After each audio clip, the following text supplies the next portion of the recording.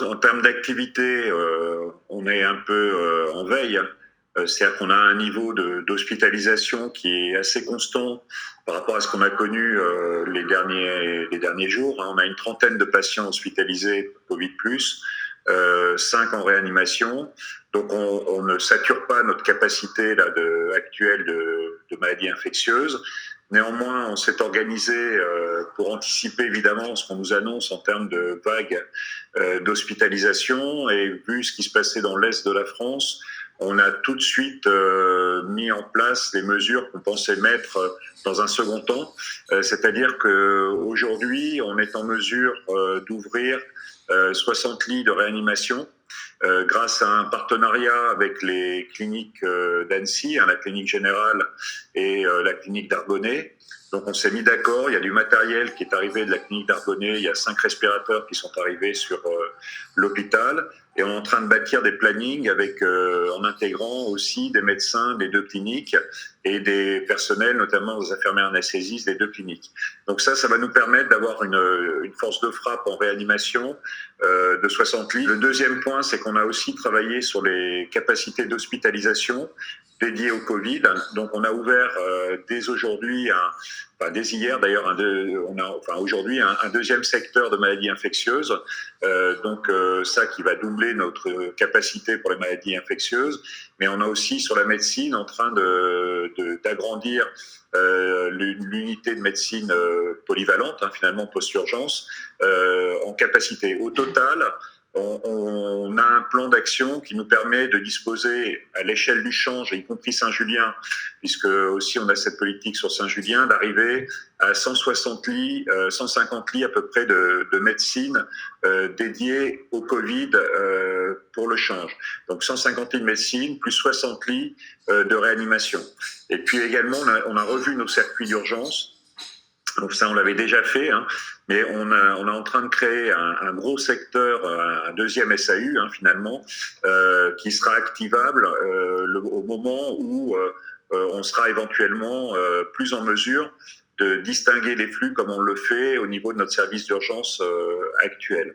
Voilà. Et cette approche, on l'a coordonnée aussi au niveau du territoire d'Annecy, puisqu'on a pu solliciter d'autres établissements, SSR ou alors l'hôpital de Rumilly, SSR pour soins de suite et de réadaptation, pour qu'ils se mettent en position d'accueillir le moment venu des patients Covid+ aussi.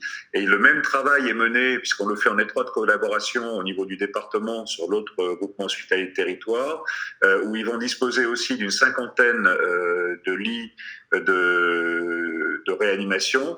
Donc ça veut dire qu'on aura 110 lits à peu près de réanimation qui sont activables très très rapidement sur l'ensemble du département, et puis également des capacités d'hospitalisation dédiées au Covid qui montent en charge. Et là, on est sur une capacité globale au niveau du département. Je faisais le recensement hier, c'est à peu près 500 lits, ce qui est déjà pas mal. Mais on va essayer d'être le plus proche possible d'un objectif autour de 700 lits. Voilà, ça c'est les organisations. Donc on a déprogrammé évidemment tout ce qui pouvait être déprogrammé. On redéploie des personnels sur les secteurs pour ouvrir ces capacités. On redéploie du matériel aussi pour ces secteurs d'hospitalisation. Donc voilà, donc on est plutôt bien préparé.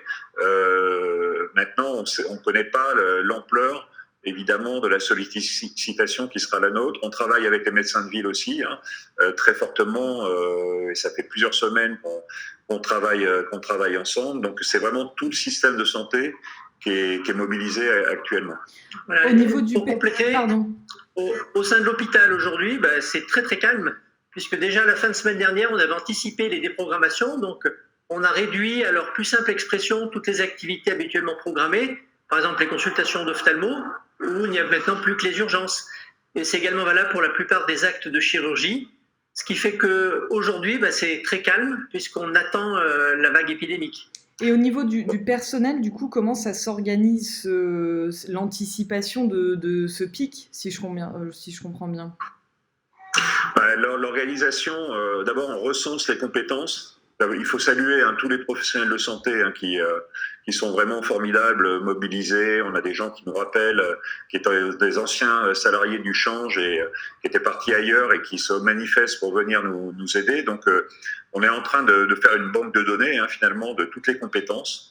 Maintenant qu'on a notre schéma de montée en charge au niveau des services d'hospitalisation et de la réanimation, on est en train d'affecter petit à petit ou de redéployer les personnels en fonction de leurs compétences. Et puis après, il y a d'autres personnels qui ont plus de travail aujourd'hui, puisque les activités sont arrêtées. Et bien, on regarde comment ils peuvent être le plus utiles possible dans le dispositif.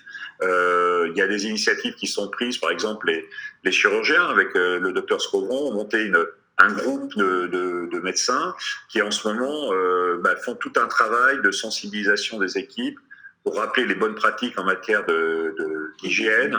Et ça, c'est évidemment fondamental parce que l'hôpital n'est pas hors du monde. On sera touché et on est touché comme tout le monde par des cas positifs.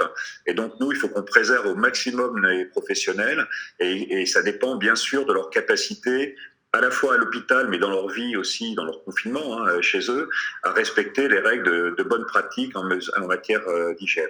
Oui, parce que j'ai eu le docteur Labarrière hier au téléphone qui me disait qu'en Italie, 40% des professionnels avaient été atteints. Comment vont vos employés? Est-ce que le moral est bon? Oui, en tout cas, là, tous ceux qui sont mobilisés depuis plus d'un mois quand même sur cette histoire ont conscience, je pense, de la tâche qui est la leur et puis également du soutien de la population parce qu'on voit, on a vu fleurir une petite banderole à côté de l'hôpital magnifique qui rendait hommage aux professionnels de santé. Donc, je pense qu'on a tous envie de faire pour le mieux, d'aller au bout de ce qu'on est possible, ce qu'il est possible de faire. Donc voilà, il y a évidemment, comme dans la population, des interrogations sur ce qui va se passer, mais on sait que nous, on doit tenir, on doit être présent, on doit tout faire pour que ça se passe le mieux possible. On prévoit aussi la possibilité d'accompagnement de certains professionnels si c'est nécessaire. Voilà, mais on est à fond et on est à fond avec la conscience qu'il faut durer. Et donc, on essaye de préparer tout ça au mieux. Il y a ceux qui ont déjà soigné des patients qui ont le Covid ou qui en ont conscience parce qu'ils participent à la réflexion quotidienne qui dure maintenant depuis plus d'un mois. Et eux, ils sont naturellement confiants. Et les autres qui n'ont pas encore perçu précisément ce que ça pouvait être et qui ont besoin d'informations qui est donnée au sein de l'hôpital, qui est donnée par les témoignages qu'on reçoit de nos collègues alsaciens. Et dans chaque spécialité, il y a des témoignages qui arrivent et tout se concorde, ce qui fait que tout le monde en arrive finalement à se sentir prêt même s'il y en a encore certains ont quelques interrogations parce qu'ils ne voient pas ce que ça peut représenter en termes de nombre de patients ou d'importance. Et encore une fois, c'est un travail collectif de tout le système de santé, mais pas seulement de la population. Il faut le redire, c'est-à-dire que plus les gens respecteront les règles de confinement, plus les gens feront attention chez eux, plus on arrivera à ralentir la diffusion du virus et donc plus on sera en mesure, nous, au niveau hospitalier, d'accueillir les cas les plus graves et pas être submergés. Comment les gens qui ne font pas partie du personnel hospitalier peuvent contribuer, disons, justement à cet effort collectif ?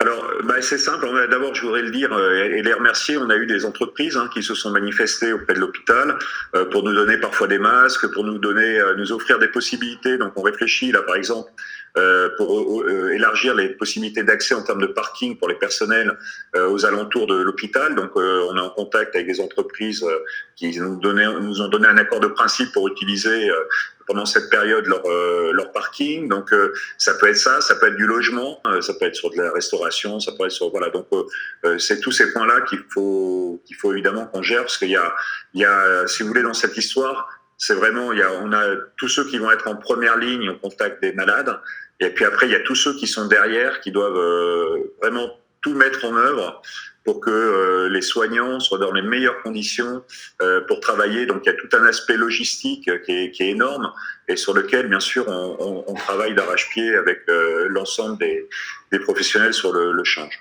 Dernière question très pratique, est-ce qu'il est encore possible de venir visiter des patients à l'hôpital d'Annecy ? Non. Et non.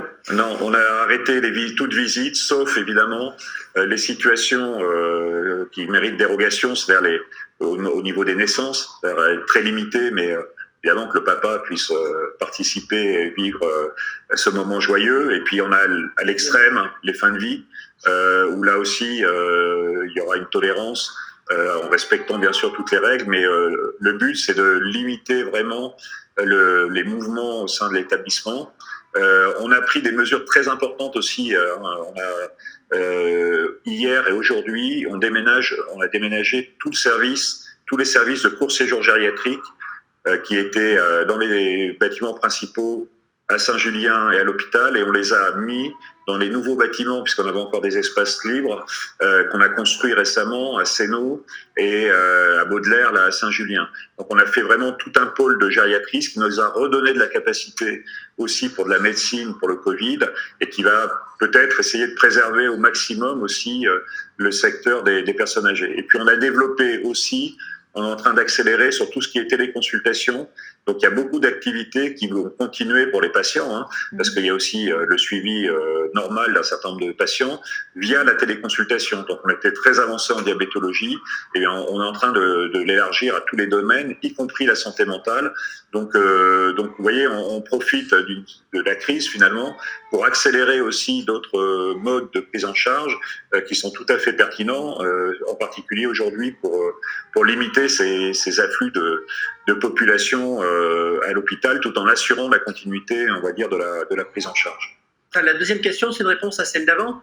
C'est que c'est un effort demandé à la population que de ne pas venir faire de visite, parce qu'on sait que ça coûte, mais ce coût, il n'est pas demandé pour rien, c'est parce que c'est un des éléments qui permet d'enrayer la propagation du virus. Donc en faisant ça, on aide.